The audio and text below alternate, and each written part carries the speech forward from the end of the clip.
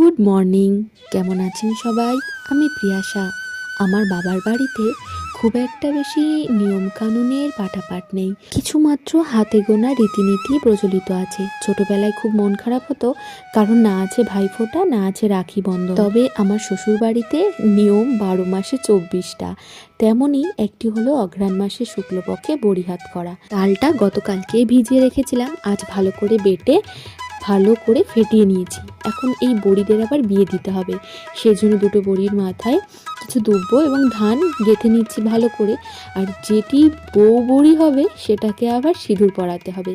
তিনজন এও যেহেতু লাগে, সেই হিসেবে আরও 3টে বড়িতেও সিঁদুরের ফোঁটা ছোঁয়াবো।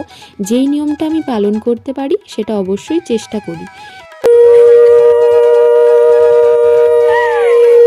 সম্পন্ন হলো আমাদের বিবাহ পর্ব। সবাই ভালো থাকবেন, সুস্থ থাকবেন, সাবধানে থাকবেন। আজ তাহলে আসি।